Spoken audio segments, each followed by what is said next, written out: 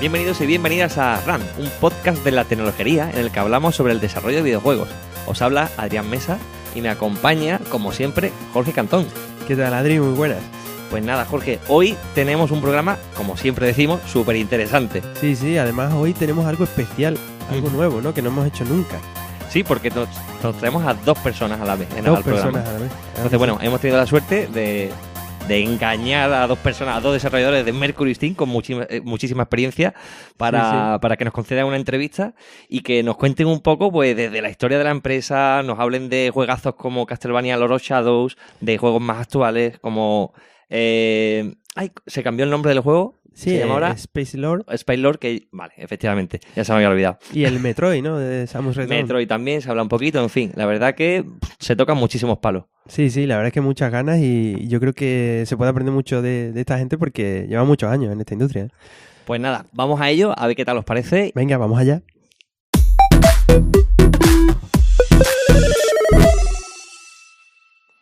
Pues muy buenas, ¿qué tal? ¿Cómo estamos, Hernán? ¿Cómo estamos, Mario? Hola, buenas. Hola, buenas. Encantados de estar aquí. Pues nada, un placer para nosotros contar hoy con vosotros. Sí, la verdad es que sí. Además, una cosa curiosa es que es la primera entrevista doble que hacemos, ¿no? Sí, puede ser, es verdad. Sí, Mira, pues... no lo había pensado. Qué buena. Pues bueno, Jorge, te dejo hacer los honores antes de que les dé tiempo a ellos a que se pongan colorados por la vergüenza y darles la pregunta de la rompehielo. Ah, venga, genial. No sé si habéis escuchado antes el podcast, pero si no es así, ahora es vuestro momento.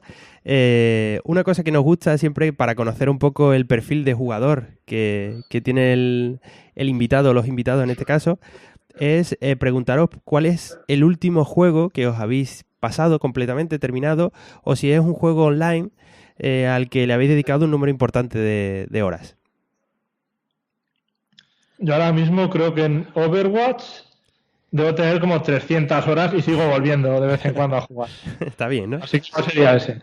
Yo creo que sí, lo damos por bueno, ¿no? 300 horas nos 300 parece horas bien. ya me parece dedicarle un tiempo de tu vida importante. Y pico y sin problema. Hombre, 300 no está mal, ¿eh? Sí, totalmente. Y Hernán, ¿y tú qué tal? Yo el último que me acabé, no recuerdo cuál es, pero sí el que me estoy acabando es el Persona 5, que llevo 60 horas. Y nada, pues me lo estoy tomando religiosamente. No lo he acabado, pero lo voy a acabar, os lo prometo. Todas las noches. Pues genial, son dos buenos juegos también. Yo soy de esos usuarios que está esperando que salga Nintendo Switch, el Persona 5. Y hay muchísima gente que constantemente sale como eso en Reddit y tal. En plan, joder, a ver si sale en Switch. Porque es que es un juego tan largo que ya últimamente se me hace muy difícil echarle a la Play tantas horas. Claro, poder jugarlo en el autobús o donde sea te puede... Claro, en las vacaciones. Más al día. Claro. Eso es verdad. Que si no... Yo me tengo que guardar un ratito al día porque si no, no... Pierdo el hilo. Es un juego de estos tan largos, además es narrativo, unos cuantos personajes, diálogos, voy perdiendo el hilo. Pero sí, se puede. No, nuestro compañero Alejandro cuando estuvo, un año o algo así con el Persona 4, me parece. Pues que sí, pero él empezó... Primero se fue al 4, luego jugó al 2, luego al 1, se empezó a jugar toda la saga. Siempre era un Persona u otro. Se pasó años con eso. Qué motivado. Vale, bueno, y un poco, una vez roto el hielo, como decía Adrián, ¿no? Contarnos un poco dónde, en qué momento de vuestra juventud sentisteis la necesidad o la idea de decir, mira, creo que me gustan mucho los juegos y ya no solo jugarlos, también me gustaría dedicarme a crearlos, ¿no? Y por lo tanto igual voy a empezar a poner todos mis sentidos en ver cómo puedo meter mano o cómo puedo de alguna forma entrar dentro de esta industria, ¿no? Contarnos un poco. Yo ese momento lo recuerdo muy bien porque, no sé, como que se me quedó grabado. Estaba viendo, yo era muy pequeñito, estaba viendo jugar a la máquina de Super Mario Bros. Y hubo como una revelación de decir, ahí va, Super Mario... Cuando es grande y está de pie, no cabe por un hueco de solo un cuadradito. Pero cuando es pequeño o cuando está agachado, pues sí que cabe. Y si va corriendo y se agacha, resbala y puede pasar por debajo. Y dice, esto está como muy pensado, es como que hay una lógica aquí. Ya empecé a ver los cuadraditos por todos lados, que siempre estaba todo basado como en una rejilla. Todas las ideas que había de Super Mario, cómo podía pues lanzar igual las bolas de fuego por debajo porque iban rebotando. Y ostras, hay aquí una lógica por detrás interesante. Y empecé a pensar que, claro, esto lo había hecho gente. En ese momento, pues para mí, hacer un juego era, yo qué sé, conectar cables o alguna cosa así. No sabía lo que era la programación ni nada. Pero ya me di cuenta que eso tenía un interés. Y que había una ciencia ahí debajo. Y ahí yo creo que me empezó a picar el gusanillo. Y poco a poco, luego, yo creo que un poco tiempo después me regalaron un Spectrum. Y ahí me regaló un primo mío unos libros de cómo se programaba en BASIC, porque ya me vio que tenía ganas de investigar cómo funcionaban los juegos, y ahí es donde ya empezó a rodar la bola de nieve, y aquí estamos ahora. Qué guay. Y Hernán, ¿y tú qué tal? Yo no recuerdo qué edad tendría, pero era bastante pequeño, y recuerdo que con mi hermano usábamos el ordenador, el 286 de nuestro padre. Y teníamos algunos juegos en disquete y eso. Y recuerdo que estábamos muy frustrados porque en aquella época, no sé, esto como que cuando eres niño va por fases. Yo pasé la fase de los tiburones, la de los dinosaurios, y ahí estábamos los dos con los ninjas. De hecho, teníamos un libro de ninjas que siempre estábamos mirando, donde había, no sé, como fotos de gente vestida de ninja, no sé. Era un poco raro eso, los 90. Y recuerdo que estábamos muy frustrados porque cogíamos MS2 y escribíamos ninja.exe y no teníamos juegos de ninja. Recuerdo empezar a hablar de eso, de decir, preguntarle a nuestro padre, ¿cómo se hace un juego, papá? Y él nos dijo, sí, tengo aquí un compilador de BASIC que, mira, le puedes dar una orden y sale en pantalla y no sé qué. Y esa fue la primera vez que yo recuerdo haber pensado y hasta planeado hasta cierto punto de, claro, pues va a ser un juego de scroll lateral. Bueno, no con esas palabras, no lo decíamos. Va a ser un juego como el Mario, pero eres un ninja y tiras shurikens y tal. Pero luego no teníamos ni idea, éramos dos críos. Pues esa es la primera vez que recuerdo como empezar a pensarlo en serio, como claro, así funcionaría. Genial.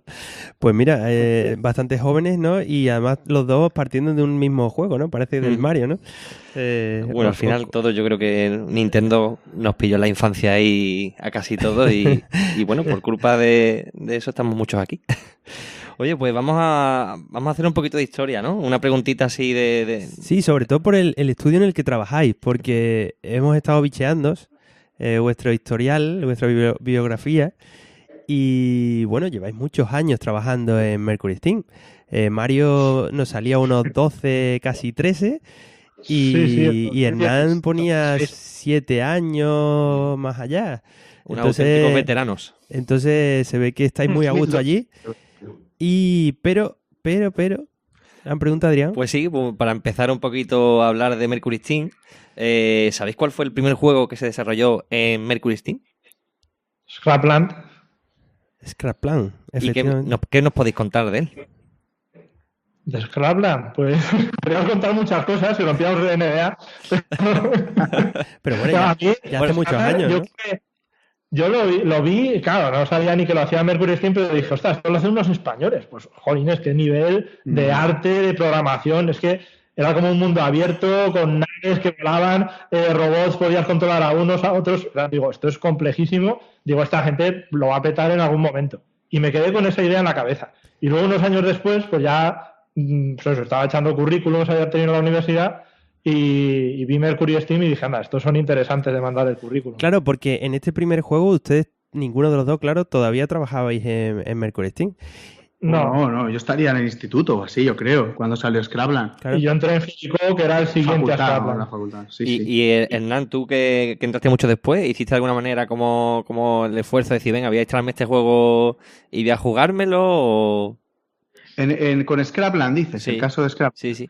Yo es que la verdad es que no sé si me enteré bien del lanzamiento de Scrapland. Yo creo que oí hablar más de Scrapland a posteriori, cuando empezó a salir anuncios del Jericho para consolas que decían, ¿no?, de los creadores de Scrapland. Y también mencionaban mucho a Blade, que se llamaba Severance, ¿no? Fue no sé qué zona. Blade, The Age of Darkness, los Severance.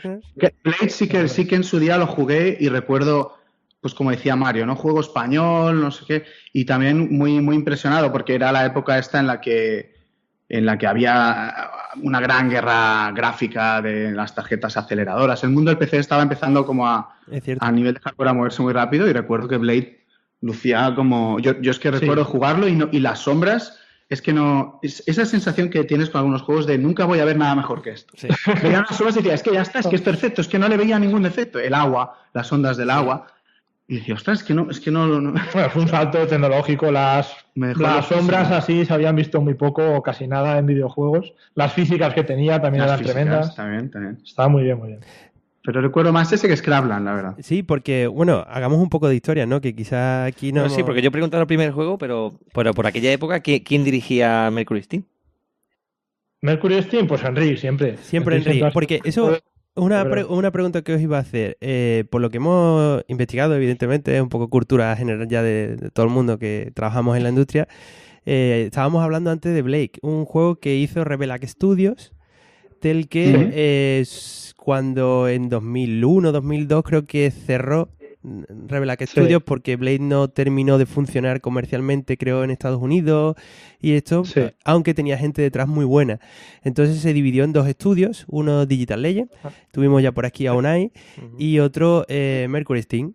Pero la pregunta, vosotros que trabajáis en Mercury Steam, ¿conocéis un poco eso? ¿Cómo fue el origen de Mercury Steam? Es decir, Enric siempre sale como Álvarez, como la cabeza visible de Mercury Steam, pero ¿qué gente se movió de ese estudio, ¿no? Que había Revelac Studios a montar Mercury Steam? ¿O fueron un grupo de gente y al final solo se quedó Enric de ese grupo de gente? ¿Sabéis cómo fue el origen? ¿Nos podríais contar eso?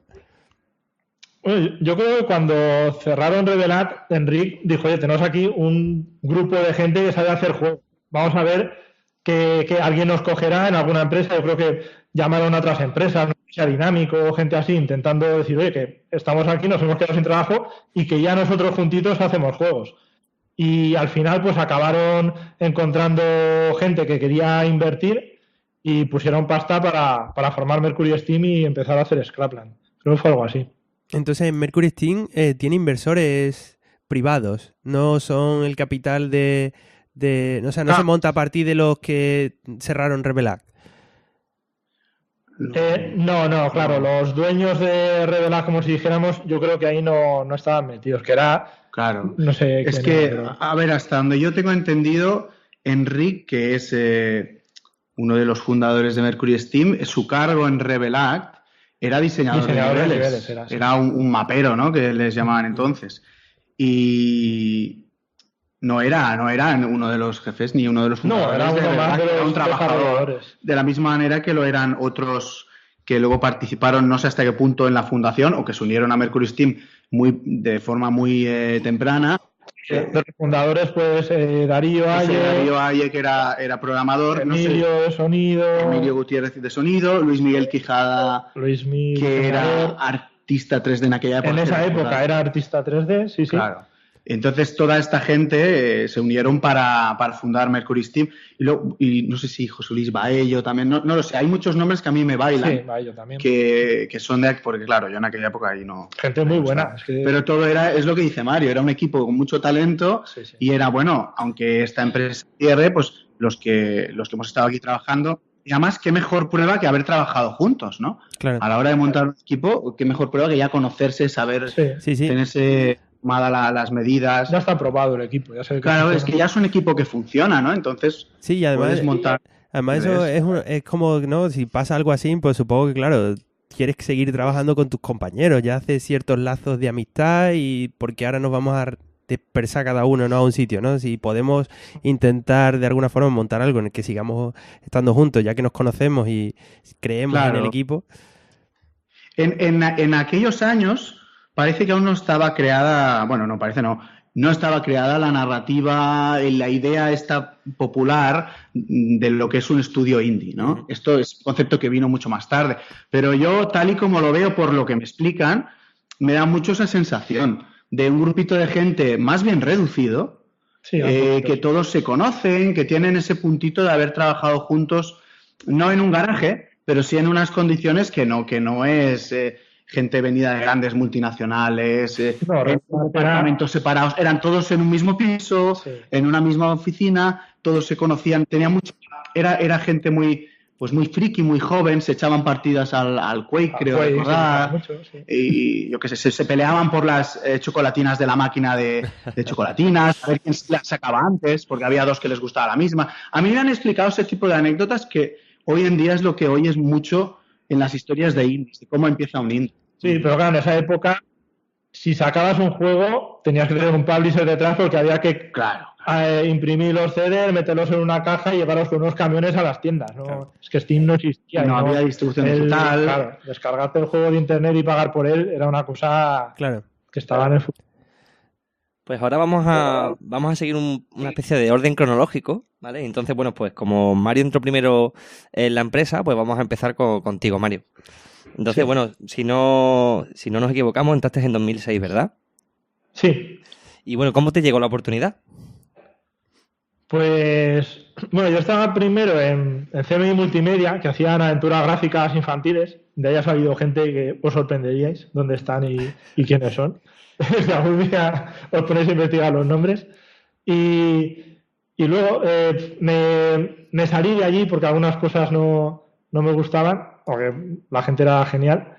Y me fui, bueno, eché currículum a muchos sitios y enseguida me cogieron en una empresa de simulación. Y mientras estaba allí, como que a los 3 meses, pues me llamaron de Mercury Steam de la oferta a la que había echado yo hacía un tiempo. Y nada, y llegué, allí me hicieron la entrevista, no sé si había 7 o 8 personas, o sea, todo el departamento de programación, más Enric, más el jefe de producción, más no sé qué. Ahí, como decía Enric, intentando asustarme. Y decía, no te asustas, claro, ¿no? Parecía un casting, ¿no? De una película. Era para intimidar, claro. La tele de La Voz o algo así. Y claro, me enseñaron lo que tenían del prototipo de Jericó. Y claro, el contexto es que todavía no habíamos visto los juegos de las consolas de nueva generación. Era como conceptos de que, bueno, yo veía los gráficos que se suponía que iba a tener la 360, porque estaba todavía sin salir, y flipaba. Pero ahí me los enseñaron funcionando de verdad. Y digo, joder, tenéis aquí un motor tremendo, esto se ve súper guay. Estaba Carlos de tecnología ahí, y me decía, gracias, no sé, yo, si no es nada. Le dijo, le dijo, pero ¿cómo habéis hecho esto? Si es increíble y tal. Y Carlos dijo algo así como, nada, esto te miras una cosa en internet, te haces algo parecido y ya sales. Joder, qué humilde. Así es. Y nada, y flipé mucho y tuve la suerte de que me cogieron. De hecho, a Joan Parera lo cogieron también a la vez que a mí. Joan Parera y yo estábamos trabajando, además, en esta empresa de simulación juntos. Y cuando me llamaron a mí, he hecho el currículum y nos llamaron a los dos a la vez para el mismo puesto. Entonces, claro, estábamos en plan, oye, o te cogen a ti o me cogen a mí, qué mal rollo. Y al final nos cogieron a los dos. Coño, así que no hubo... Wow. Si no, igual no sabíamos. Y por eso nos llevamos bien. Exactamente. Y bueno, ¿cómo era Mercury Steam en 2006 cuando entraste? Pues mi contrato creo que es algo así como el número 17 que hicieron, ¿no? Algo así. Y claro, era muy poquita gente la que había. Cuando yo entré, se habían terminado la preproducción de Jericó y estaban empezando producción. Ya tenían como el proyecto sellado, que les habían dado el dinero, y entonces estábamos empezando a crecer. Y yo entré el 17, luego entré el 18, el 19, el 20 y acabamos siendo 32, 35 por ahí. Y trabajábamos en una oficina que era en realidad como un piso remodelado a oficina. Había un baño con solo una taza y era todo como muy justito. Y estábamos como en habitaciones. Cada departamento está en una habitación, pues que una en su tiempo sería el comedor, otra el dormitorio y otra tal. Pero bueno, estaba más o menos adaptado bien para ser una oficina. Y ahí estábamos, como en familia. Qué bien. Y bueno, ahora comentabas el proyecto ¿no? En el primero que trabajaste, en Jericó, en Cliff Barker Jericó. Sí. Claro, este proyecto nace de Cliff Barker, que es un escritor muy famoso de guiones, y a mí una de las cosas que me sorprendió mucho cuando lo estaba bicheando, porque yo no lo jugué, pero me pareció un guión súper curioso, súper interesante. No sé si recuerdas el guión del juego, pero a mí me ha parecido súper curioso. Si nos lo puedes contar. Sí. No sé si hay que hacer... Intentaré no hacer... Bueno, hay un spoiler que hay que hacer seguro. Bueno, igual lo puedo esconder un poco. A ver, hay ciertas cosas que podemos decir que cuando pasan ya X años, ¿no? Ya nos spoilers. Ya se puede contar, tío. Ya sí. No podemos... Spoileamos a saco y ya está.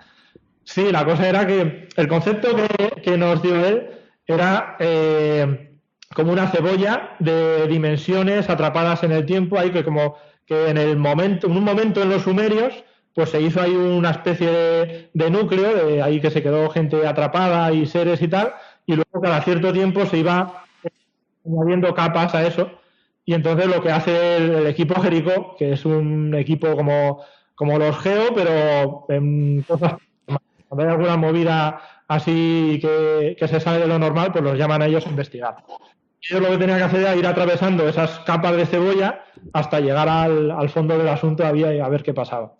Y bueno, al principio del juego van un equipo de 7 personas, me parece, y uno de ellos, que es el jefe, pues muere, pero sus poderes le hacen que se quede como en forma de espíritu y puede meterse dentro de sus compañeros y era muy gracioso porque hicimos líneas que iban soltando los personajes a veces, pues cuando se le metía el otro adentro, pues le decían, oye, ¿qué haces aquí? No sé qué. Y se comentaban entre ellos que el otro iba en modo fantasma metiéndose dentro y estaba guay. Sí, yo recuerdo, fíjate, te voy a decir lo que recuerdo. Has comentado ese modelo de capa de cebolla y todas estas cosas, pero la idea o la sinopsis o algo así, que es la que me estuve leyendo, comentaba que la idea era de que Dios Todopoderoso intentó crear el primer ser en el mundo, ¿no? Sí, y dijo, uy, qué chungo, y lo escondió. Y después a los humanos. Claro, dice entonces, ese es el malo del juego. Claro, es el primer intento fallido de Dios de crear vida. De crear vida, eso. Y dice que era un personaje que tenía tantísimo poder que se le fue de las manos y no era ni bueno ni malo, no era nada, y se le fue de las manos. Entonces lo encerró como en un sitio y ahora creó al hombre y a la mujer. Y el hombre edificó toda su ciudad o todo su reino alrededor del sitio donde estaba encerrado este primer ser. Está de un desierto, pero está ahí. Claro, entonces estas capas de cebolla entiendo que eran civilizaciones se van creando alrededor de él. Que se van creando alrededor de aquello, ¿no? Sí, me pareció curioso. La verdad que sí, interesante, yo no lo jugué en su día. Sí, sí. Y bueno, cuéntanos, aparte de este guión también interesante, ¿cuántas personas trabajaron en la producción de este juego? Sí, yo creo que 30 y algo, 30 y pocos. Me suena, ¿eh? Igual me equivoco, pero diría, por ahí si no son 30 y algo, son 27. Una cosa así, alrededor de 30. Sí, un equipo pequeñito realmente, porque ya sacando en consola y tal, los equipos eran bastante, eran más grandes. Sí, en esa época aún no habían llegado a los límites de ahora de 500 o de 1000 personas que hay algunos proyectos, y de hecho uno normal suele ser 100 o 150 si son consolas. Pero sí, era un equipo mediano y para la época tirando a pequeñito. Y si no me engaña la memoria, el tiempo de desarrollo era muy corto, ¿no? Sí, fue muy... Yo creo que fueron en total 2 años. Yo estuve haciéndolo 1 año y medio casi, no llegué. O sea que supongo que fueron años intensos. Sí, yo recuerdo de acabar el día cansado de cabeza. No echábamos muchas horas más, pues hacíamos 8, o si habíamos estado haciendo tonterías y tal, nos quedamos un rato más y hacíamos 9, pero recuerdo de intensidad. Claro, era mi primer trabajo en videojuegos con un motor así ya complicado y con una producción complicada, y hice como que el esfuerzo mental recuerdo de ser bastante, pero íbamos rápido, la verdad es que fue un desarrollo intenso y rápido. Mario, porque tú en aquella época, ¿tú ya eras programador? Sí. Yo entré para programar gameplay. Y eso, concretamente, entonces, ¿trabajaste en Jericho? ¿En qué exactamente, qué tareas son las que tú desempeñaste? Pues yo entré como para ayudar al jefe de programación, que ya le hacían demasiadas cosas que hacer, pues las partes más que pudiera delegar las iba cogiendo yo. Entonces, como ya tenía más o menos las armas funcionando, las básicas, pues me puse yo a hacer las nuevas armas que salían. Y luego ya como lo llevaba bien, pues me puse a hacer también bastantes de los poderes que hacían los personajes. Y luego algunas cositas de tecnología, no recuerdo ahí, la adaptación de los pies fue luego en el Castlevania, pero no sé, pues algunas cosas de triggers y también el sistema de cómo se hablan los personajes los unos a los otros, Llegabas a un sitio y ese sitio estaba marcado como aquí hace calor. Entonces se elegía, según los personajes que subieran en esta zona, una línea en la que, una conversación, de hecho, en la que hablaran sobre el calor que hace. Así se iba dando vidilla y personalidad a los personajes. Mario, ¿qué dirías que fue, o sea, a nivel de aprendizaje, ¿no? De experiencia profesional, si tuvieras que elegir una cosa, ¿cuál sería de aquella época, de aquella primera etapa profesional en Mercury Steam? Pues yo creo que lo que me sorprendió al llegar a Mercury Steam era la importancia, y que funcionaba muy bien allí en Mercury, del pragmatismo, de no fliparse y decir, oye, vamos a hacer este sistema, ay, si le metemos no sé qué, y sí, que sea genérico, no sé qué. No, allí era, en plan, vamos a hacer lo necesario para que funcione bien y que cumpla lo que queremos. Y al hacer las cosas lo más sencillas posibles, luego cuando cambiaban las especificaciones, porque venían los diseñadores y decían, uy, también molaría que funcionara de esta otra manera, pues nos era más fácil añadir cosas encima. Y mi mente en ese momento lo que me decía era que había que hacer mucha ingeniería al principio y pensar mucho en los sistemas y poner ahí un montón de cosas complejas para que fueran flexibles. Y me sorprendió que lo que nos funcionaba era lo contrario. Cuanto menos complejos eran, más flexibles eran. Y yo creo que eso es lo que aprendí en el Jericho.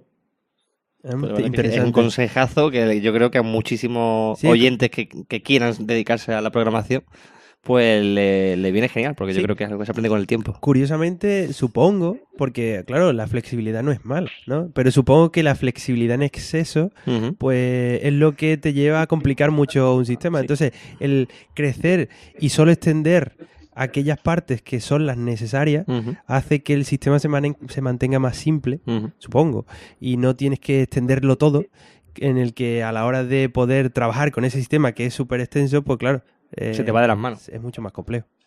Sí, esas cosas que has metido de por si acaso se les ocurre hacer no sé qué, por si acaso queremos no sé qué, por si acaso, eso al final lo que hace es que sea complejo el sistema, y cuando cambias una cosa mínima te estás cargando dos de los por si acasos que están haciendo que no funcione. Claro, el mantenimiento y todas esas cosas.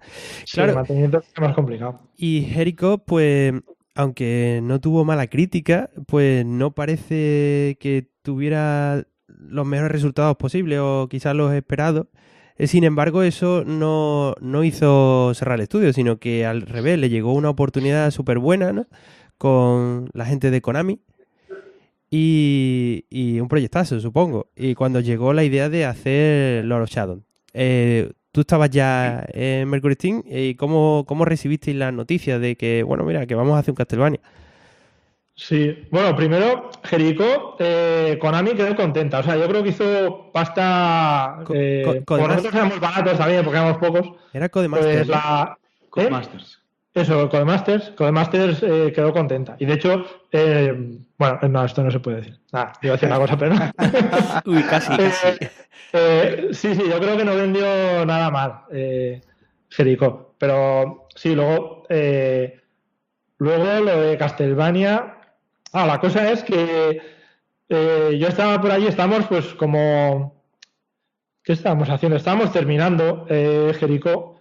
Y entonces estaban empezando a hacer la proposición a Konami de Castlevania. Entonces empezamos a verlo por ahí y ya no nos lo comunicaron en plan de vamos a hacer un Castlevania. Simplemente se estaba haciendo una proposición y nosotros pues nos íbamos dando cuenta de detallitos de oye, ¿qué es esto que estáis haciendo en arte? Oye, que esto no... Ya preguntamos y dije, oye, estamos intentando que nos salga un Castlevania. Ya todos pues flipando. Y cuando salió, pues sí, yo creo que como que nos crecimos todos y dijimos, oye, hay que hacerlo bien, hay que ver qué es lo que quieren, investigar en otros juegos, cómo funcionan las mecánicas estas, cómo lo vamos a hacer. Yo, al principio, salió, me acuerdo, por esa época, el Conan, un juego de Conan y otro que salió también de Golden Axe, y yo los veía y se llevaban críticas malillas. Y decía, yo no sé si nosotros podemos hacer algo mejor que esto para tener mejores críticas. Y digo, es que hay que estar muy por encima de este nivel para hacerlo bien. Y estaba un poco asustado digo, no sé si estamos a la altura. Pero no, luego lo veías cómo íbamos avanzando y decía, ostras, cómo mola al final, cómo molan estas cinemáticas, cómo molan estos personajes, cómo molan los enemigos, cómo empieza a molar el combate. Nos costó bastante evolucionar el combate hasta que estuviera bien. pero al final yo creo que bueno, las críticas y las así como eso. Porque claro, vuestro motor tuvisteis que evolucionarlo de un shooter, ¿no? Que veníais en tercera persona o en primera persona, creo que era Jessica. Primera persona a un hack and slash, ¿no? Claro, aquí hay diferencias, claro, en lo que es el gameplay, claro. Y bueno, el equipo creció para enfrentaros a un proyecto, porque claro, Castlevania yo creo que es un proyecto quizás más grande, ¿no? Que Jericho. ¿Creció la plantilla para enfrentarse a ese proyecto? ¿Cómo fue? Sí, no recuerdo cuántos éramos, pero más de 60 seguro. No sé, igual 60 o 70 llegamos a ser. Se duplicó, ¿no? Prácticamente, ¿no? Yo creo que casi se duplicó. No lo sé justo, pero sí. Y fue muy gracioso cuando pasamos de primera persona a tercera persona, porque de hecho los modelos de tercera persona ya existían en el Jericho, porque todos los podías ver desde fuera y meterte dentro y pasar a la vista de primera persona, que era un modelo diferente. Entonces lo primero que hicimos fue simplemente sacar la cámara y poner el modelo en tercera persona. Entonces estábamos jugando en tercera persona al Jericho. Y yo cuando lo vi dije, qué molón, podíamos hacer un juego así. O un modo, ¿no? Del mismo Jericho. ¿A qué te dedicaste, Mario? Cuando empezó el desarrollo de Castlevania, ¿cuáles fueron tus tareas? Pues fueron el control del personaje en parte. No, eso lo hizo más Darío. Y el combate, sobre todo el combate. Y tecnologías que nos faltaban para poder montar a más de bajo nivel del motor, pero sí, yo creo que el combate fue lo que más tiempo me llevó y más me dediqué. Es un proyecto de una envergadura brutal, porque además, contanos un poco, porque según lo que hemos estado, claro, investigando, pone como que hubo varios estudios participando en la producción, lo que no sabemos cuánta parte producía cada uno, pero ahí sale como que la producción la hizo Mercury Steam y Kojima Production, con la gente de... Eso es lo que un poco pone en diferentes enlaces. No sé si fue así, si no fue así. ¿Cómo fue la producción? Esto creo que ya lo ha contado Enrique bastantes veces, que creo que se puede. Kojima era como nuestro padrino en Konami. Cuando nuestro proyecto llegó a Konami, en Konami pues de vez en cuando pues hacen juntas y todo el mundo lo ve, y claro, Kojima en ese momento era el director de producción o algo así, un cargo súper importante, y claro, se enteraba de todas estas cosas. Y vio nuestro proyecto y dijo, oye, esto está fenomenal. Y entonces se puso como a moverlo ahí en Konami, a que nos diera la importancia y ayudarnos un poquito pues en consejos de cómo publicitarlo, y también él lo jugaba al juego y nos decía que pues eso, algún detallito que podíamos mejorar. Pero me refiero, el personaje principal se cambió un poquito porque lo dijo Kojima y seguramente acertó. Dijo que lo hiciéramos como menos bárbaro y hacerlo más estilizado, o un tío así como más normal, más agradable y menos de decir, ostras, qué tipo más bruto. Y yo creo que funcionó porque hacía que empatizara más con él. Claro, porque es cierto, contarnos también un poco, leyendo evidentemente también la rumorología, dice que al principio cuando hiciste el juego a Konami pues le iba gustando, como comentáis, la producción, pero que no sabían si llamarlo o no Castlevania o si meterlo dentro de la tal, y dice que fue gracias a eso, a Hideo Kojima, que él estuvo allí un poco luchando también porque le dieran la posibilidad de que se llamara Castlevania. No sé si va por ahí los tiros, es un poco lo que hemos leído. Contarnos qué parte de verdad hay ahí. Si lo ha contado Enrique, es verdad. Si no... no. Sí, no sé. A ver, Kojima era nuestro escudero ahí en Konami. Porque al final en los publishers pues siempre hay gente con opiniones, hay unos que dicen, no, el juego debería ser así, así. O eso, o incluso cerrarlo. Podrían... haberlo intentado cerrar o haber intentado que no tuviera nombre de Castlevania y decirle llamarle otra cosa. Claro, porque el juego originalmente se llamaba... Que el juego originalmente parece, o al principio se publicó como Lord of Shadow, sin el nombre de Castlevania o algo así.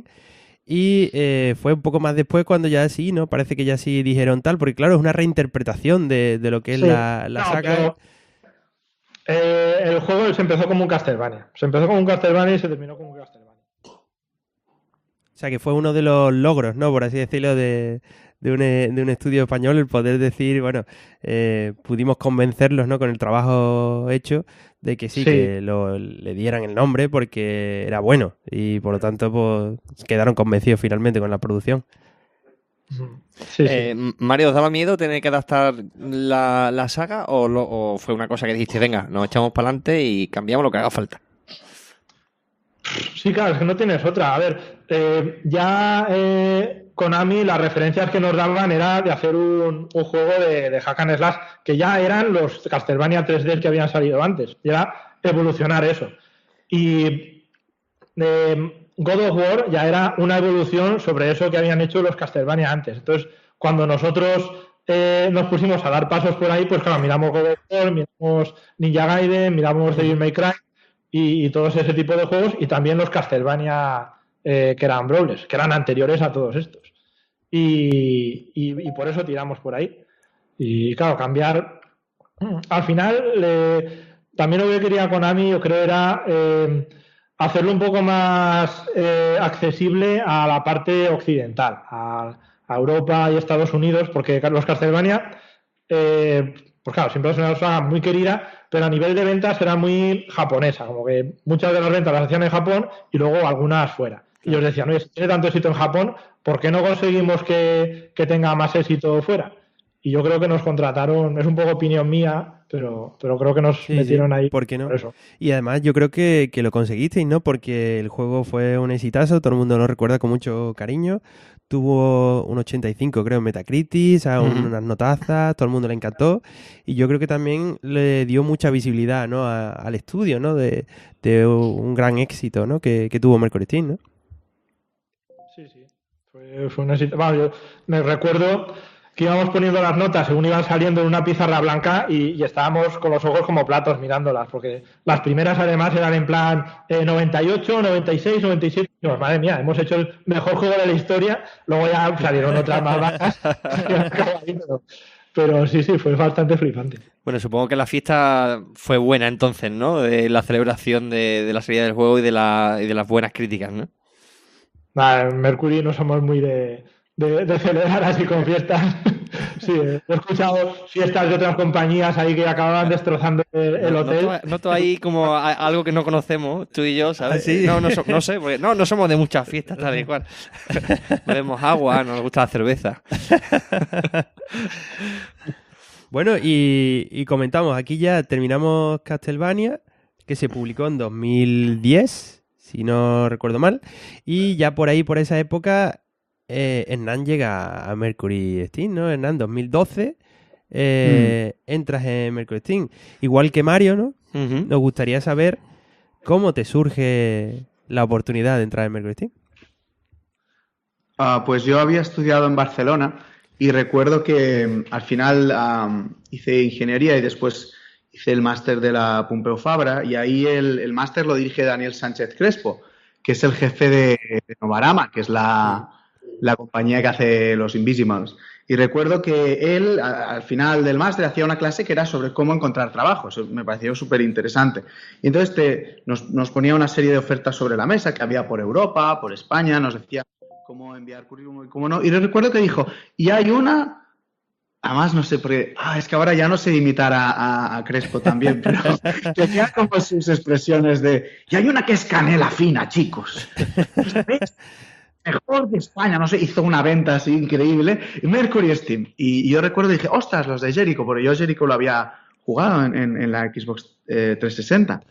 Y recuerdo que dije, no, yo aquí no voy a tirar currículum, porque me voy a tener que pegar con todos mis compañeros como mínimo. Y a mí me pareció muy estresante esa idea. Y luego, al cabo de unas semanas, cuando ya estaba yo lanzando currículums y eso, yo recuerdo que quedé con mis compañeros de máster y no sé, me dio la sensación de que al final nadie había tirado currículum ahí. Y dije, pues esto es tontería, esto hay que tirar. Y así fue un poco como me llegó. Yo la verdad es que tampoco nunca lo había pensado. La industria AAA en España en aquella época era muy poca cosa, eran muy, muy pocas empresas. Entonces, cuando yo pensaba en AAA, me venían primero nombres de fuera, ¿no? Y nada, y fui a Madrid, hice una entrevista con menos gente que la de Mario, por lo que veo, pero muy larga, yo creo, cerca de las 4 horas, entre 3 y 4 horas de entrevista. Sí, 3 horas y media fueron. Recuerdo que salí de ahí muerto de hambre, porque con los nerviosos... Claro. Y sí, y yo recuerdo y dije, ostras, esta gente es súper peculiar. Recuerdo que me quedó esa idea, porque era muy curioso, era muy curioso. No sé, ya veía yo que las personalidades eran graciosas. Y sí que recuerdo que me impresionó mucho cuando entré al estudio a hacer la entrevista, toda la gente ahí en filas, y yo dije, ostras, tú. Y además me daba miedo mirar, recuerdo que me daba miedo mirar, porque, claro, a mí me habían estado inculcando mucho lo de, bueno, el secreto profesional, tú no, si ves algo no lo digas, y claro, yo estaba intentando No mirar. No mirar para no tener que soltar nada. O todo como un loco, como tapando. Pero bueno, pero nada, ellos estaban muy relajados los de la entrevista, así que pensé, bueno, pues no será, no sé. Tampoco vi nada, pero yo tenía miedo de ver algo que no tocase, no sé. Estaba con toda la paranoia de un estudiante recién salido a la facultad, que vas con un miedo ahí de a ver qué voy a hacer, que la cague. Pero nada, pues así entré directo y recuerdo que, si no recuerdo mal, en el 2012 cuando entré creo que era como el inicio de la... No recuerdo en qué fase estaba, pero no estaba el juego acabado. Aún tenía que montarse un montón de misiones, y entonces yo entré como programador de lógica y scripting y me tocaron una serie de temas. Yo creo que hice sobre todo interfaz, pero también me tocó hacer scripting de misiones y demás. Y ya en Lords of Shadow 2, esto es ya Lords of Shadow. Y pero cuando entraste, Hernán, en 2012 ya pasas la entrevista, te incorporas, puedes mirar a los monitores sin miedo, ¿no? Ya tienes tu contrato firmado. ¿Cómo es esa Mercury Steam que te encuentras? Claro, ¿cómo se diferencia esa Mercury Steam de la de la que nos ha contado Mario, de 2006, ¿no? Ostras, pues yo recuerdo que me daba la sensación de que era como una gran ferry en el que tú estás y está la tripulación haciendo un montón de cosas, y yo recuerdo mirar y decir, ostras, tú, cada uno con su tema, todo coordinado, me parecía como una gran... Yo recuerdo es como un gran mecanismo lleno de engranajes. Y claro, tú estás ahí en medio y dices, ostras, tú, qué intimidante y qué organización. Porque claro, yo nunca había visto un estudio desde dentro, pero los conocidos que yo tenía me habían hablado más de equipos de 5, 8 personas, muy pequeñitos, en proyectos muy pequeñitos, y esto daba esa sensación, como una gran tripulación en un barco. ¿Y seguía siendo ese piso que nos ha contado Mario, o ya era una oficina o una nave o algo así? Yo cuando llegué ya era la oficina de San Sebastián de los Reyes, la y actual. era una oficina que parecía una oficina, vamos, tenía las mesas, el comedor, tenía todas las pantallas, sí. Es imponente. Yo la fase de piso pequeñito yo ya no la viví. Sí, está bien, ¿no? El estudio había evolucionado y ya una cosa más había profesional. invertido, claro que sí, en el espacio de trabajo. Bueno, ¿y ya has comentado, ¿no? Te has adelantado un poco comentando que empezaste estaba terminándose los Shadow y que ya tú empezaste a trabajar en la segunda entrega, ¿no? Sí. Ahí yo tengo una pregunta, Adri, porque, claro, hicisteis Castlevania Lord of Shadow 2, pero también hicisteis una versión portátil, ¿no? De Castlevania, la Mirror of Fate. Esa se publicó antes que Lord of Shadow 2. Entiendo que ya estaba en desarrollo cuando tú entraste también, ¿no? La verdad es que no me acuerdo bien, pero supongo por tiempos que sí. Se estaban produciendo entonces esos dos versiones de Castlevania, la 2 y la portátil, se produjeron a la vez. Lo que pasa es que, claro, yo estaba en el equipo del 2, yo no vi no hice nada de... No. Sí, los del equipo del Mirror of Fate estaban ahí como en un apartadillo. Claro. Y sí, yo creo que cuando entraste tú estarían ya ahí trabajando y lo acabaron un tiempo después, ¿no? Yo creo que entraste ahí en medio. Sí, yo creo que a mí me da la sensación de que cuando yo entré aún no estaba anunciado.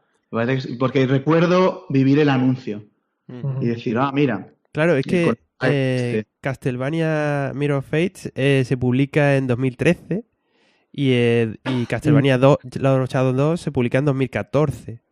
Entonces, claro, están muy pegaditos. Supongo que las producciones se solaparían. Sí, éramos dos equipos diferentes. Compartíamos algunos departamentos, pero sí, parte del equipo de los Shadow se fue a Mirror of Fate y contrataron a otras personas más, que entraron ahí bastantes, y fue un desarrollo en paralelo a los Shadow 2. Entonces eso, que creció el estudio, ¿no? Porque claro, para hacer 2 desarrollos simultáneamente, erais 60, has comentado antes o así, ya el estudio. Ahora entiendo que ya crecisteis a muchos más. ¿Cuándo entró Hernán? Yo es que no, había mucha gente ahí, pero no sé, serían, no sé, es que no, tengo un poco de lío porque a medida que pasan los años no recuerdo que... Suele pasar. Habría más de 60 seguro en aquella época. Y 100. ¿Llegaba a 100? Es que no Yo creo recuerdo. que si no llegamos a 100 era por poco. Igual llegábamos a 100. No llegaríamos, pero... Pero entre 80 y 90 podía estar. Sí, Eso hacía sí. ojo. Eso sí. A mí me suena, alguien alguna vez me dijo como algún hito de, somos, pero es que no recuerdo ni qué año fue, somos 90, somos 100, no sé, alguien me dio el hito, pero no recuerdo, no ubico ahora. Pero bueno, sí, sería más, claro, siendo 2 equipos a la vez, tiene sentido que fuese más que el primer Los Shadow. ¿Y cuáles fueron tus primeras tareas, Hernán? Pues nada muy emocionante, porque claro, yo tenía que aprender el uso del motor, hice un par de cosas que tenían que ver con tools que estaban dentro del editor del Mercury Engine 4, creo que era la versión 4 en aquella época. Y luego ya cuando me tocó hacer más cosas de juego, yo junto con un compañero pasé a hacer temas de menús, porque en el Lords of Shadow 2, muy en la línea del primero, el menú principal es como un libro que se abre y cada submenú es una página y tiene como una elaboración y una complejidad pues notables. Y entonces me puse a trabajar en eso y también recuerdo scripting de misiones. De hecho, cuando empieza Lords of Shadow 2, hay esta escena en la que un Drácula decrépito está andando por una ciudad moderna. Yo recuerdo empezar a trabajar en eso cuando aún estaba pues todo a medio hacer, el arte y eso, y recuerdo decir, ostras, tú qué cosa más rara, ¿no? Porque yo justo me había terminado el primer Lords of Shadow, pero aún no, es curioso como ya estando dentro del estudio, aún no sabía exactamente por dónde iban los tiros en lo que a la historia respectaba. Eso lo leí más tarde en una documentación que había ahí preparada, ¿no? Entonces, claro, yo decía, ostras, qué curioso, ¿no? Y toda esta escena en la que él sale y hay como un mendigo y hay unos coches y tal. Pues yo hice una pequeña parte de eso porque estaba aprendiendo aún cómo hacer las cosas, pero esas fueron mis primeras tareas. Y una pregunta, ¿alguno de los dos trabajasteis en la versión esta Castlevania portátil? ¿La de Mirror of Fate? Yo no. No, ninguno de los dos, porque hasta donde conozco la historia de Castlevania termina, entonces hay una historia puente, ¿no? Ahí que es la de Mirror Fate, que termina cuando empieza Lord of Shadow 2. O creo que esa es ¿Es así? ¿Es correcto? A ver, es que la historia de los Lords of Shadow es... Yo no tengo ni papa, sinceramente. Las líneas temporales. A ver, el Mirror of Fate es secuela del Lords of Shadow a nivel temporal, porque ahí Gabriel ya se ha convertido en Drácula, está en su castillo y de hecho es su momento de apogeo, ¿no? En el que está con sus tropas. Entonces ahí vamos a spoilear todo, ¿eh? Bueno, la culpa es tuya, no nuestra. Pues voy a jugar a la 3DS. Ay, demonios. Bueno, pues vamos a intentar no spoilearlo, pero ahí creo que controlas a 3 o 4 personajes en distintas líneas temporales que todas tienen que ver con el momento en el que Drácula es un ser poderoso y malvado, claro. Y si no recuerdo mal, ya me lo conozco más, Lords of Shadow 2 empieza en el castillo indeterminado en el que por algún motivo este hombre ya está más demacrado, está más aislado y de hecho no queda muy claro qué ha ocurrido. Parte de la trama de Lords of Shadow 2 es qué ocurrió antes, por qué ha acabado este hombre así. Parte del enigma viene por ahí, por descubrir ese trozo del guión. Y bueno, ¿qué cosas quisisteis hacer? Contarnos un poco qué cosas diferencian a Lord of Shadow de Lord of Shadow 2. Es decir, en el 1 aprendisteis una serie de cosas, supongo que habría feedback de los usuarios. Creasteis un motor de combate, hicisteis mucha tecnología, adaptasteis todo a tercera persona. Claro, entonces en el 2 entiendo que también pues sacasteis nuevas cosas, ¿no? ¿Qué diríais vosotros que eran los retos más interesantes o más que os enfrentasteis a la hora de Lord of Shadow 2? por ejemplo, la cámara libre. Cámara libre, ¿no? Sería... Claro, quizá Sí. en el 1, ¿no? La cámara era fija, no podías moverla, se movía sola. Y en el 2 Sí. tenía la posibilidad, ¿no? de moverla tú, ¿no? Sí.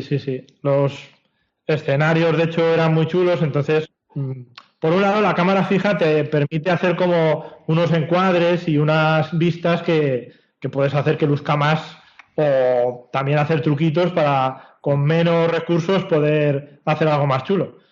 Pero no, como también en el 1 como que había habido algunos artículos que habían criticado la cámara, que les gustaría haber podido moverla y tal, pues dijeron, pues vamos a hacer la cámara libre.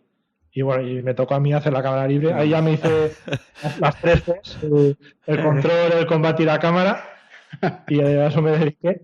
Y la cámara libre pues era una movida, porque también el juego, de hecho allí cuando lo playtesteábamos y lo jugaba gente que no era muy de estos juegos, al principio la cámara pues simplemente tú la girabas para un lado y para otro y se quedaba mirando para eso. Pero había gente que no estaba muy acostumbrada a jugar así y quería como que les siguiera, que apuntara hacia donde ibas tú. Y bueno, pues lo intentamos y dijimos, vamos a hacerlo así para que la cámara sea un poco como perezosa, se ponga a tu espalda y te siga.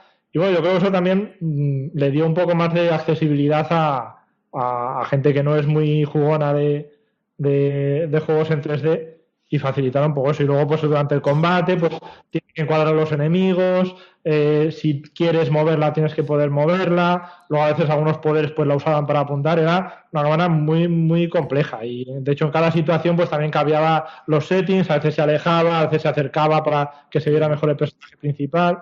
Y tenía mucha movida ahí. Es que esto de las cámaras, y lo comento un poco porque supongo que muchos de nuestros oyentes pues serán serán jóvenes, ¿no? Es como una cosa que ya damos por sentado, igual que los controles, ¿no? Que tienen que funcionar bien. Como, Claro. joder, pues todos los juegos ya tienen una cámara que funciona bien y unos Sí, controles que funcionan bien. Pero la cámara ha sido una especie de parto en el desarrollo, en la historia del desarrollo de los videojuegos, y los primeros juegos que se enfrentaban a hacer un mundo 3D, pues cuando se enfrentaban a los problemas de la cámara no estaban resueltos. Y de hecho era Claro. como ortopédico. No sé si alguno de ustedes recordáis el Mario 64, que también tenía cámara libre. Y claro, uno lo recuerda como que funciona bien, pero si se pone uno ahora a manejarlo, aquello era imposible, ¿sabes? No sé cómo... Ahora se te hace raro, claro. O sea, pero para la época, o sea, a mí me impresionó muchísimo. Exactamente. Y me sigue impresionando. Yo creo que el día que conozca al programador de la cámara del Mario 64 le voy a dar un abrazo y voy a llorar. Es un trabajo brutal. Porque en esa época no existían reglas de cómo debía manejarse una cámara en 3D. ¿Tú piensas que ese programador no pudo buscar en internet? ¿Cómo? Que ese programador no pudo buscar en internet cómo se hacía una cámara libre. Tú piensas en eso, ¿sabes? No tenía referencias de otros juegos. Es que era... No, eso Y le quedó muy bien. Está muy bien la cámara.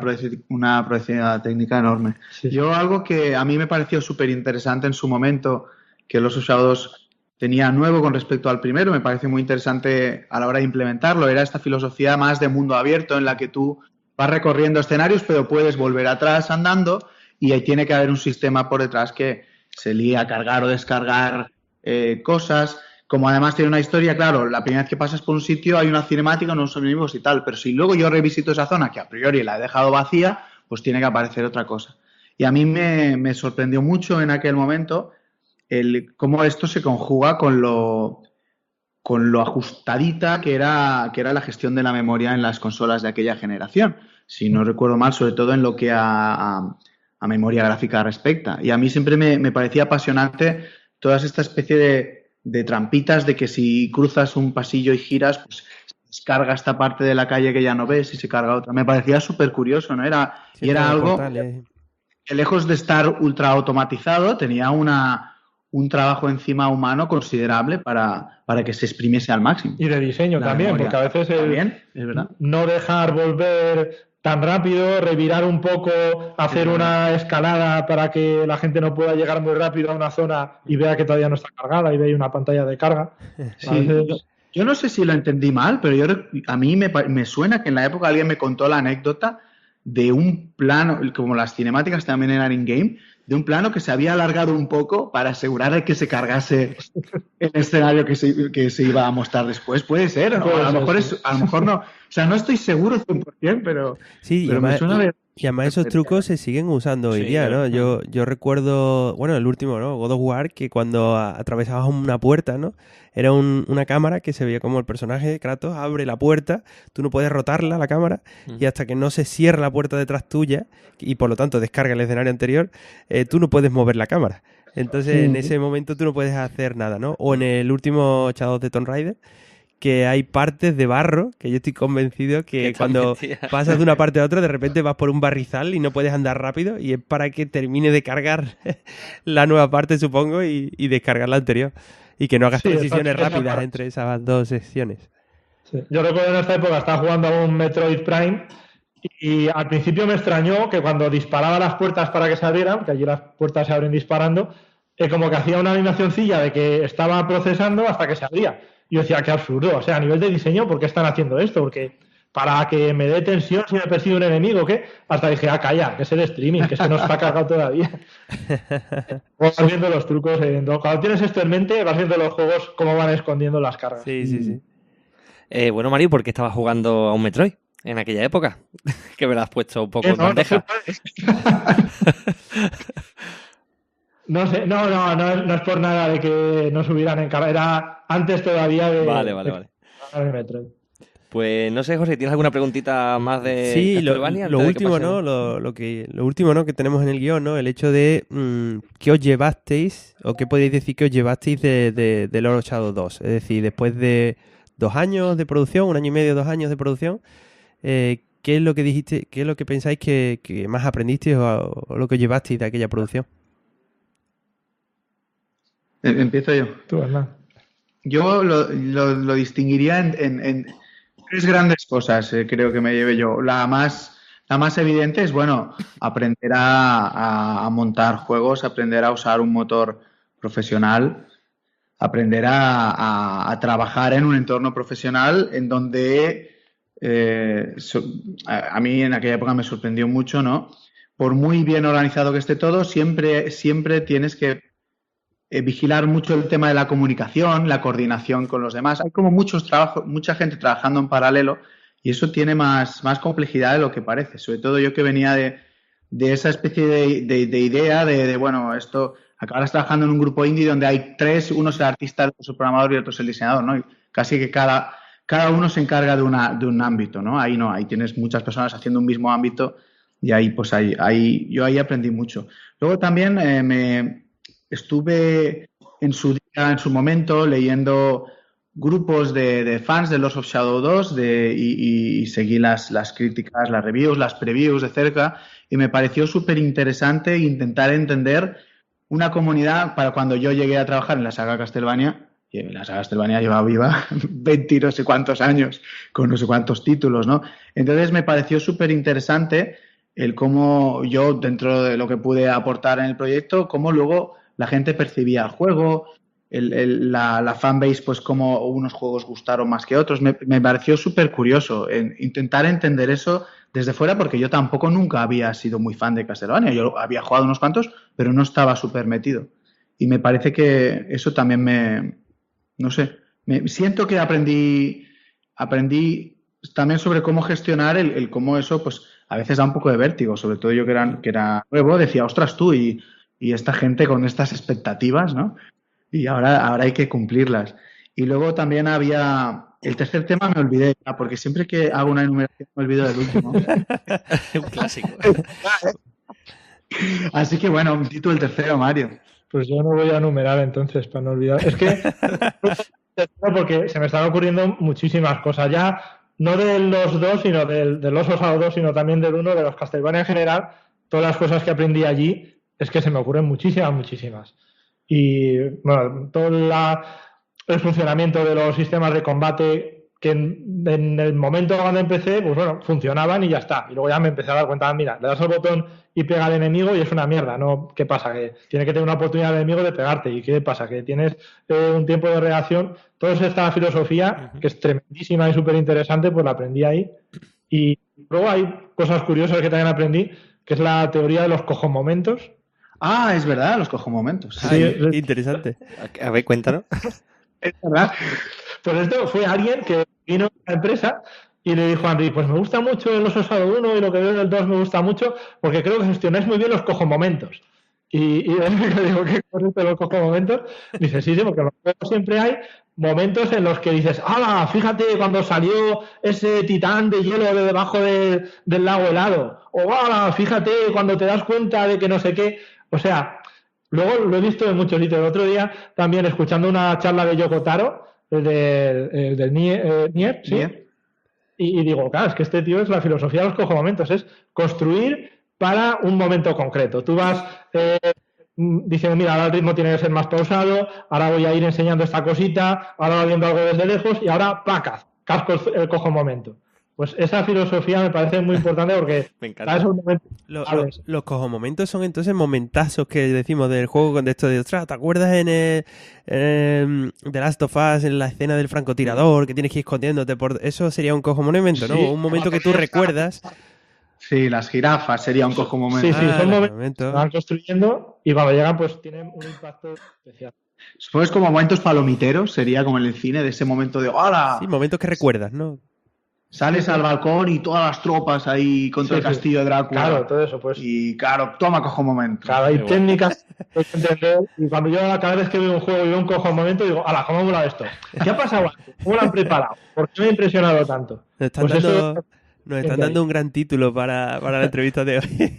Yo lo voy a copiar y lo voy a empezar a usar en mi equipo. Claro, Sabemos que es con entrevista. claro. Mercury Steam y los cojomomentos. Es curioso. Bueno, pues sí, ahora avanzamos. Fue todo lo que el tiempo que estuviste, 7, 8 años creo, el estudio trabajando en los Castlevania con Konami, pues creo que eso, que le dio un gran nombre, ¿no? al estudio. Además, bueno, una experiencia brutal también y todo un éxito, así que ya a partir de ahí también conseguís, ¿no? Ya un buen acuerdo con Nintendo para hacer una versión de Metroid, ¿no? Metroid Samus Return, que fue lanzado en 2017. Contanos un poco, ¿trabajasteis en este juego? Ahí no estuvimos ninguno de los dos. Me Estamos temo Estamos en en el Raiders. equipo de Raiders y antes los Castlevania. Eso era otro estudio, ¿no? Aparte de que Era dentro de nuestro equipo, pues también algunos miembros se mueven de uno a otro, pero sí, este era un poco el eco del equipo que había hecho Mirror of Fate. Parte Claro. del core del equipo venía de allí y luego pues algunos que se pasaron del equipo nuestro y algunos más que se contrataron. aquellos que teníais en una sala aparte, ¿no? Que... Eso que está en una sola parte. Vale. Pues vale, entonces eso avanzamos porque Metroid salió en 2007 y bueno, creo que también fue ha sido, ¿no? Un éxito en lo que es crítica y supongo en venta porque casi todo lo que tiene esta marca también suele funcionar muy bien también.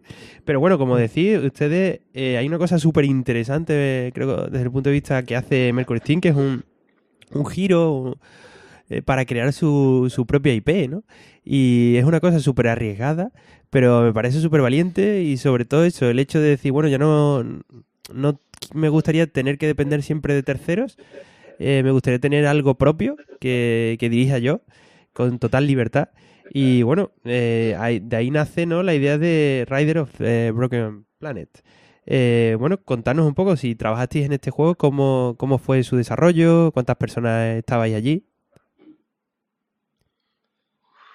¿Cuántas personas? Claro, éramos pues el equipo de Castlevania 2, se fue enseguida, los que no se fueron... Es que no sé si se fueron a otro. Es que ¿A Metroid? ¿Se fue alguien? ¿Alguien? No lo sé.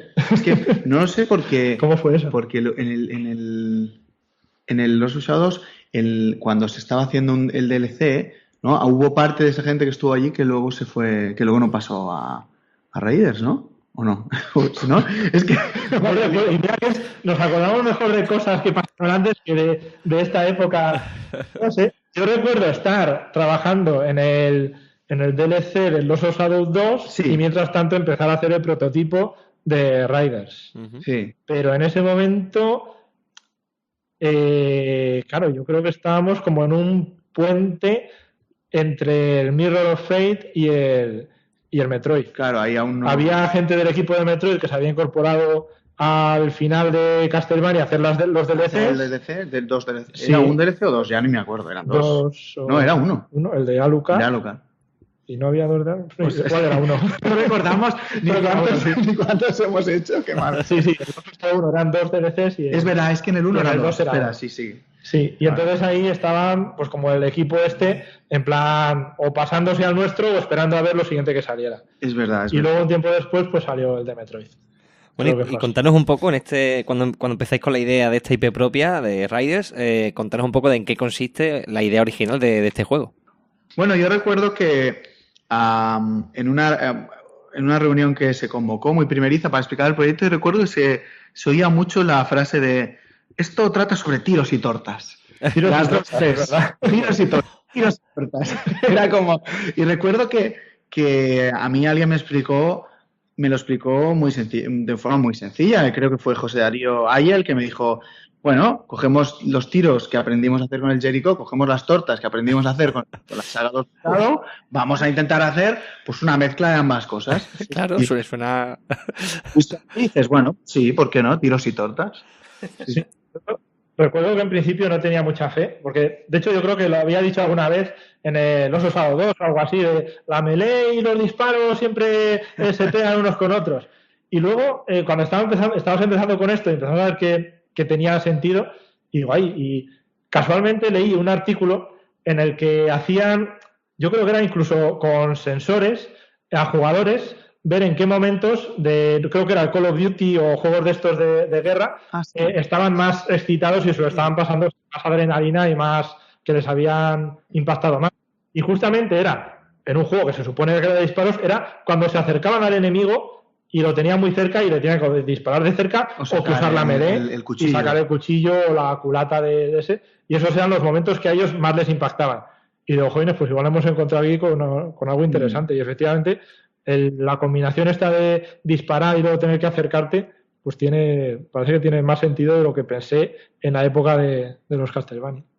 Sí, yo la verdad es que yo recuerdo aquella época que no lograba imaginar cómo podía funcionar. O sea, a mí me lo explicaban y decían, vale, pero luego yo pensaba, vale, yo me imaginaba jugando un juego y yo no lo pilló, pues si yo te estoy disparando...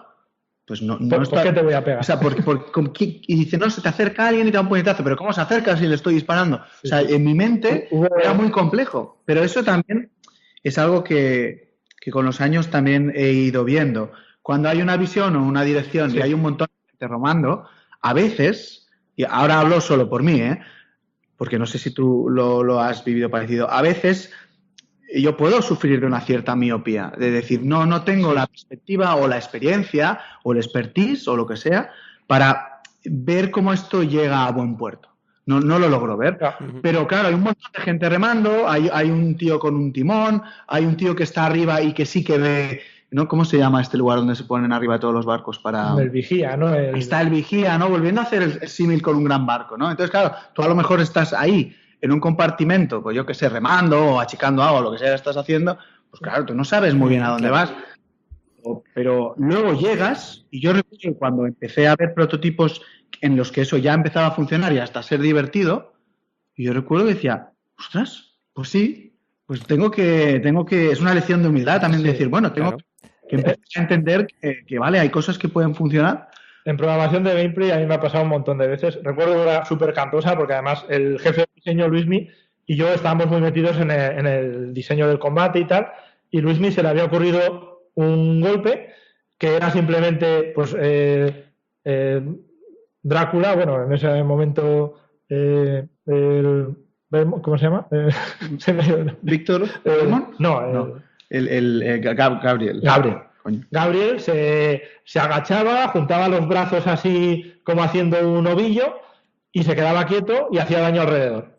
Y yo le dije, Luismi, esto es una mierda de gameplay. O sea, ¿qué está haciendo?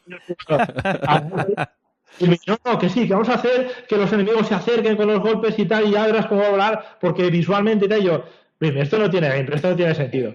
Y dice que sí, que va a funcionar. Y yo, o sea, una cara de asco de, mira, menuda mierda de cosa vamos a hacer. Y bueno, hay que implementarlo porque habrá que probarlo. y lo implementamos y Luismi lo configuró y yo lo vi y dije, bueno, no tiene mucha gracia, pero tampoco está tan mal porque visualmente era chulo. Y luego, tiempo después, más de una y más de dos y más de tres personas me han dicho que su golpe favorito del juego era ese. Entonces ya dije, bueno, pues nada, hay que confiar en la gente, hay que regar la dirección que te dicen porque es que muchas veces te equivocas y mucho. Bueno, la verdad que si empezasteis con ese dilema, supongo que era una duda que tenéis entonces. A día de hoy yo creo que queda más que demostrado que hay juegos, sobre todo multiplayer, donde se combina tanto el ataque de melee como el de rango. Es verdad que tiene dificultades, que mezclarlo no es sencillo, pero bueno, en Overwatch también tiene héroes que van de rango y héroes que van más de melee. En Destiny también tiene ítems especiales que de repente te conviertes en una clase de melee. En fin, que cada vez se ve más, pero es algo que es verdad que quizás por sus dificultades o por miedo, pues no se ha mezclado tanto, sobre todo en el pasado. ¿Teníais claro por aquella época que el juego iba a ser episódico o eso fue algo que surgió sobre la marcha, sobre el desarrollo? Oye, pues no lo sé, no me acuerdo. No sé cuándo surgió. Yo creo que lo vimos bastante pronto, ¿puede ser? No lo sé, yo no lo tengo claro. Yo recuerdo la división de campañas, sí que recuerdo verla pronto. Sí. Pero no sé si eso era, no sé si eran episodios o eran campañas. Sí, a mí me suena que surgió bastante pronto eso. ¿Y en qué momento decidís pivotar, ¿no? Bueno, a un juego free to play? Porque si no lo tenemos mal en nuestra chuleta, en agosto de 2018 es cuando se produce ese cambio. Supongo que esa decisión no se toma a la ligera. 18. Agosto del 2018 es el cambio a free to play. No, ¿sí? Sí, y ya no me acuerdo, ¿en serio? Y el cambio de nombre, ¿no? Ahora vamos, se llama, es bastante reciente. Space Lords. Ah, vale, no, sí, vale. Sí, es verdad. Final del verano del pasado. Ostras, tú. Es algo que a ustedes... ¿Qué os parece? Parece lejísimos. Ostras, qué fuerte, ¿eh? Me habéis, no sé, creo que me habéis alegrado el día, creo. No lo sé. Ostras, tú. Qué bien. ¿Cuánto dura la vida? Pues sí, sí, el cambio de modelo de negocio. Sí. Es que depende si os afectó en algo, claro, porque al final también una empresa tan grande con tantos empleados, pues a veces no todas las decisiones de negocio de alto nivel afectan al trabajo del día a día de uno, ¿no? Hombre, sí, pero... A ver, el problema que tengo en este tema... Es que yo la verdad no soy ningún experto, no soy un gran jugador de free to play, ni entiendo muy bien el environment, el entorno de los free to play, pero tengo un poco la sensación de que a lo largo de los últimos años este tipo de juegos que pueden ser, como es el caso de Space, los cooperativos, con un componente online, con un componente social. Creo que de alguna forma cada vez ha ido teniendo más sentido el modelo de negocio de free to play. Conozco muchos casos que no siguen ese modelo de negocio, pero tengo la sensación, por lo que he ido viendo de otros títulos que han estado funcionando comercialmente muy bien, creo que es como una puerta que se ha abierto, que claro, yo es que claro, no tengo el conocimiento suficiente para elaboraros una buena respuesta, pero a la que empecé a mirar un poquito a ver qué otros títulos hay cuando alguien me dice, no, sí, mira, esto va a haber un cambio de modelo de negocio y tal, y yo hice un poquito de investigación, digo, vale, ya hay un campo de cultivo de esto y está funcionando desde hace años. Entonces, lo que no sé haceros sí, no te preocupes. Pero no sé si... Pero por lo menos sí os afecta, ¿no? De alguna forma vosotros ahora tenéis que empaparos, ¿no? De este nuevo modelo, que es la primera vez que el estudio, ¿no? Trabaja en este nuevo modelo y de alguna forma reimplementar un montón de cosas adicionales al desarrollo actual, ¿no? Para poder adaptarlo a este sistema, ¿no? ¿Cómo fue esa adaptación? Sí, bueno, a nivel de los temas que a mí me quedan más cerca, que son más los temas de diseño que no los de monetización pura y dura o los de negocio puro y duro, hay un cierto viraje hacia unas mecánicas que tienden a ser como de más larga duración, con lo cual el elemento RPG que ya estaba ahí en el juego, pues empieza a crecer, empieza a tener más sentido dedicarle un número elevado de horas al juego, pues para yo subirme una estadística, para mejorarme un arma, para reforjar un arma que ya tenía. Todo eso son opciones que se fueron añadiendo un poco en paralelo a esa idea de, vale, vamos a tener que ofrecer una experiencia jugable con una progresión, digamos, más larga, es más parecido a un RPG que no a un juego de acción pura y dura de consumo rápido, digamos.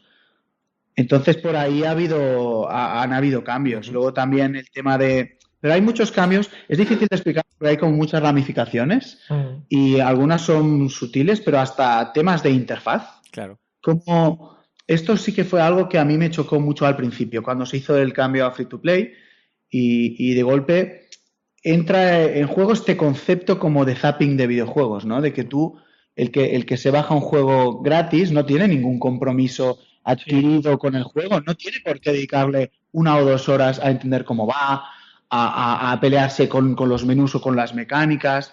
No, él puede encenderlo como un poco como ocurre con los juegos de móvil. Claro. Encenderlo, jugar unos minutos y apagarlo. Sí, y cuando has gastado 60 pavos, pues vas a dedicarle por lo menos 1 o 2 horas antes de dejarlo. Cuando te lo has bajado gratis, estás deseando liberar ese espacio en el disco duro y lo miras un poco y dices, no me convence, fuera. Tienes muy poquito tiempo para enganchar a la gente. Entonces, perdón. No te preocupes. Sí. Le iba a hacer una pregunta a Mario. No está relacionada realmente con el modelo free to play, pero bueno, se me ha venido un poco a la cabeza. No sé si como programador de gameplay, el hecho de que este juego ya sea multiplayer te ha supuesto un cambio en tu manera de pensar y de programar, o en tu caso concreto, pues no te ha afectado mucho en tu tarea del día a día. ¿Qué vas? Es lo mismo. No hay ninguna diferencia. No. Es brutalmente diferente y complicado. Es un mundo... Lo hablaba con otro de nuestros programadores, con Dani, el otro día, y dice, es que ahora todo me parece fácil. Ahora pienso cómo implementar una cosa en un juego single player, claro. Y digo, tirado, vale, y el multiplayer, que no hay, pues ya está, pues tirado. Y ahora cada vez que piensa cómo implementaría algo en un juego, la capa que no tiene que ver el multiplayer, enseguida dice, mira, pues así, ya está, y tal. Y luego el multiplayer, ¿cómo lo hacemos? ¿Cómo hacemos que esto se replique y que funcione y que haya una predicción local y que el servidor será autoritativo y que no haya 2 que intenten hacer lo mismo? Es muy, muy, muy complicado, es tremendo. Y hay muy poca información, además, de cómo programar juegos multiplayer. Simplemente recuerdo con Agustí Sancho, el cómo replicar las animaciones y que se vayan reproduciendo y que cuando le digas una animación y luego al rato le digas otra, la cambie, y que si le dices otra vez la misma animación te la vuelva a lanzar. O sea, eran cosas que parecían muy sencillas, pero como en red en realidad tienes que ahorrar mucho y mandar los mínimos datos posibles, era bastante complicado sin mandar unos datos exagerados que eso funcionara bien. Y nos fuimos inventando cosas. Y luego, ahora que está en Massive haciendo Division y eso, oye, ¿cómo lo hacéis así? ¿Cómo lo hacéis allí? ¿Lo hacéis una cosa súper guay? Y dice, no, más o menos lo que nos inventamos nosotros. Claro. Y digo,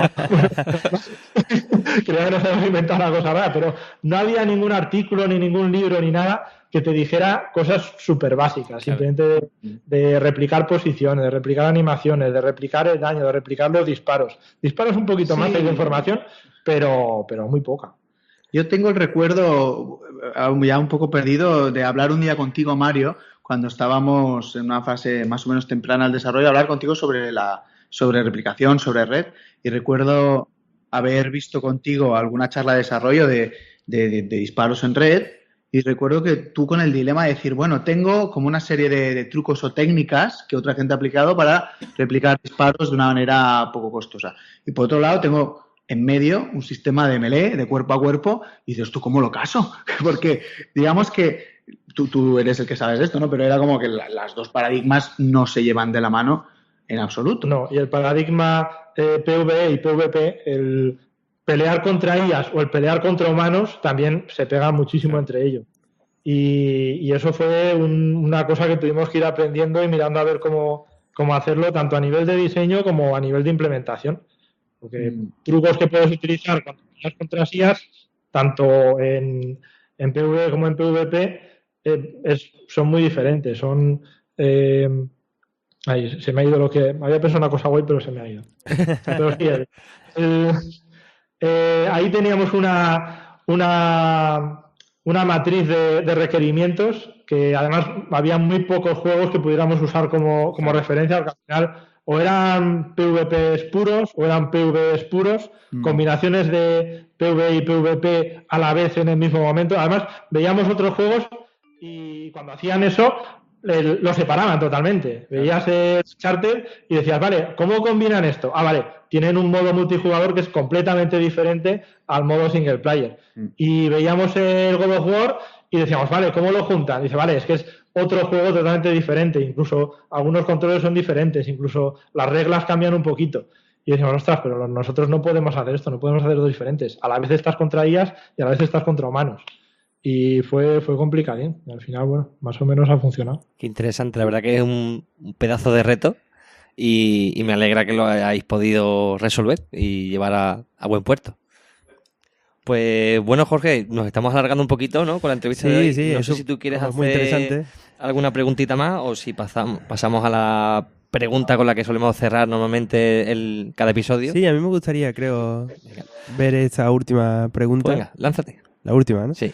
Sí, bueno, hasta ahora hemos estado hablando del recorrido, ¿no? De todos los juegos que se han desarrollado y los que habéis trabajado en Mercury Steam. Mercury Steam es una de las pocas empresas españolas que hace juegos AAA y además con unas producciones y un acabado bastante bestia.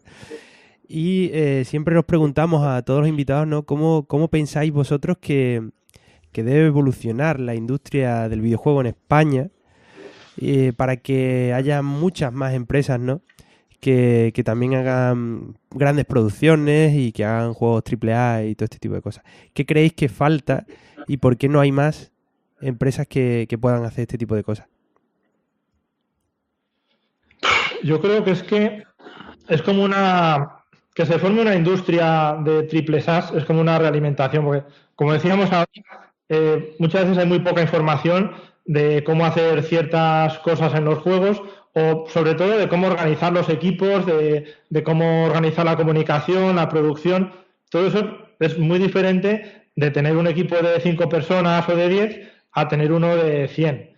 Y ese conocimiento, igual te vas a Estados Unidos o a Canadá o a Francia o al Reino Unido y te vas a encontrar gente que puedes contratar que están en la ciudad de al lado o que le puedes preguntar porque son amigos tuyos o que te los encuentras en las convenciones de videojuegos y que coges el teléfono y le dices, oye, ¿esto cómo lo hicisteis en este juego? Y tal. Y ahí hay un conocimiento que se esparce y que hace que te sea mucho más fácil afrontar un proyecto grandote teniendo esos apoyos. Y aquí en España pues es más difícil.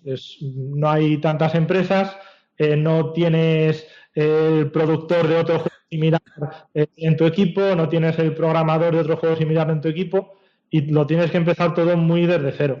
Entonces como que hay una masa crítica que si igual hubiera 5 empresas del estilo de Mercury Steam en Madrid, pues eso sería mucho más fácil que no hubiera 5 sino que hubiera 15.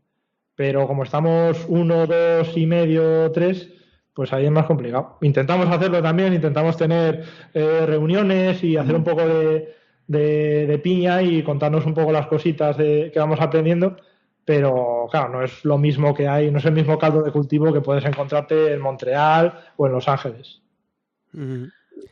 Hombre, yo lo que sí que tengo un poco la sensación de que puede que algunas cosas estén cambiando sutilmente en lo que a la industria AAA respecta en España. Por un lado tenemos en Ubisoft, en Barcelona, cómo han ido creciendo, cómo han ido participando en proyectos cada vez más ambiciosos. Luego tenemos Electronic Arts Madrid, que también ahora parece ser que van a tener más desarrollo del que solían tener.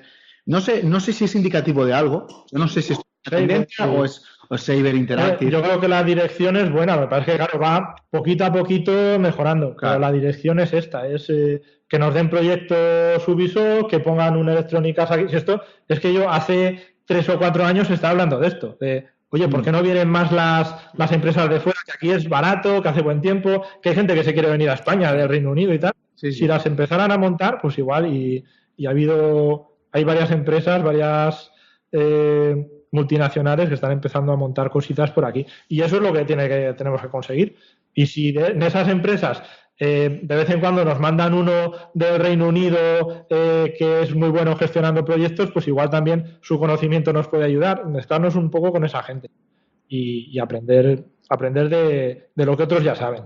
Claro, y también yo entiendo que, aunque no sea la industria AAA tradicional, yo entiendo que también es buena señal que empresas como King tengan sede en Barcelona, empresas que mueven una gran cantidad de personal muy cualificado del sector, que a lo mejor yo no lo desconozco, pero a lo mejor eso es algo que también puede atraer otro tipo de empresas, de decir, mira, que tienes el manpower necesario para llevar una oficina de 200 personas o de 100 personas en Barcelona. Eso significa que en España hay talento. Eso significa que yo puedo traerme a lo mejor, pues yo qué sé, otra empresa de estas que pueda tener filial, sea AAA y a lo mejor eso a la larga llame a una AAA. Claro. Yo supongo que hay ese punto de dominó, ¿no? De piezas que a lo mejor si una crea a la otra... Cogen confianza y dicen, mira, que parece que en Madrid y en Barcelona se pueden montar cosas y que funcionen. Entonces, la responsabilidad es nuestra de hacer cosas que funcionen, claro, y que ellos lo vean y que digan, ostras, que hay desarrolladores buenos y que han salido estos proyectos muy bien.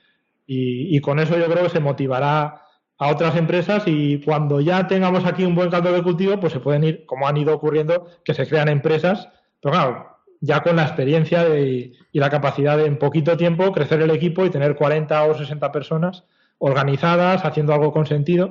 Pero claro, es que eso no se puede hacer de cero. No puedes coger 60 estudiantes y de repente hacer un estudio. Necesitas construir una pirámide, claro, de la base menos experimentada, otros ya más veteranos y unos expertos que saben dar en el clavo y cómo organizar todo. Y además, quieras que no, siempre beneficia si se trata de una de estas empresas que ya existe, que ya tiene filiales en otro lado del mundo, ya tienen una tecnología sobre la que trabajar, ya tienen una metodología. A lo mejor ya van muy orientados, como mira, es que imaginemos, ¿no? El supuesto estudio de, yo qué sé, nos inventamos uno, Ubisoft Madrid, va a hacer esta parte del multiplayer de un Assassin's Creed, lo que sea. Ya tienen todo muy sus metodologías, heredan mucha cosa, mucha tecnología y mucho saber hacer que yo creo que empiezas ya con una inercia. Que fundar un estudio desde cero, como en su día fue Mercury Steam, me parece algo a priori, desde la ignorancia, mucho más difícil de hacer. Completamente. Como hemos dicho, un equipo que se había formado, claro, la fragua ya tenía la inercia. Mercury Steam llevaba la inercia de Revelact, pero claro, no era desde cero. Bueno, no sé si os hemos respondido. Sí, es súper interesante, la verdad que... Era la situación del AAA en España y cómo podía mejorar, era muy difícil. Pero bueno, ese tipo de reflexiones siempre nos gustan para acabar el programa porque son muy interesantes, cada persona tiene un punto de vista, muchas veces al final si los ponemos todos en perspectiva se coinciden en una serie de puntos comunes, pero bueno, al final entre todos parece que sí que tenemos claro que queremos que se cree industria. Claro. Hay muchísimos profesionales, vienen nuevas generaciones de profesionales, porque además hay mucha gente que está poniéndose las pilas porque quiere hacer videojuegos. Muchísimo. Hay mucha gente estudiando, hay muchos másteres, muchos cursos, en fin, todos sabemos ese tipo de cosas y nada, espero que de aquí hasta que nos jubilemos, pues que tengamos muchísimo trabajo. Eso yo también lo espero. Y bueno, pues vamos a cerrar, como suele ser habitual, pues, mencionando dónde pueden encontrarnos, dónde pueden escucharnos. Como siempre, pues al que nos podéis encontrar en latecnologería.com. También os podéis encontrar en las redes sociales habituales, como son en Facebook buscando La Tecnologería y en Twitter. Y para escuchar el podcast siempre podéis buscarnos en iVoox, iTunes y YouTube. Y bueno, Jorge, ¿tú tienes algo más que decir? ¿O? No, nada más. La verdad es que es muy interesante la entrevista de hoy. Una suerte contar con Mario Hernán de Mercury Steam. No habíamos traído al programa a nadie de Mercury hasta ahora y ha sido algo bastante interesante, ¿no? Porque es uno de los estudios más importantes que tenemos y es una suerte. Y esperamos que os vaya genial con Space Lord porque es una apuesta interesante y que sea una IP propia también a mí me parece súper valiente. Así que ojalá vaya todo genial. Pues igualmente, encantado, que sepáis que nos hemos reprimido muchísimas preguntas, porque si no esto se nos va de las manos, pero bueno, espero que algún día nos veamos de cervezas por ahí y os podamos No, hombre, que ellos asaltar no, a preguntas. ellos no se van de fiesta. Ah, es verdad, que me ha dicho Mario que no, que allí no... No somos de fiesta. No hay de fiesta. Aburridos, lo siento. Pues nada, encantado chicos y nos vemos en la próxima. Venga, hasta luego. Por tenernos aquí. Hasta la vista. Hasta luego.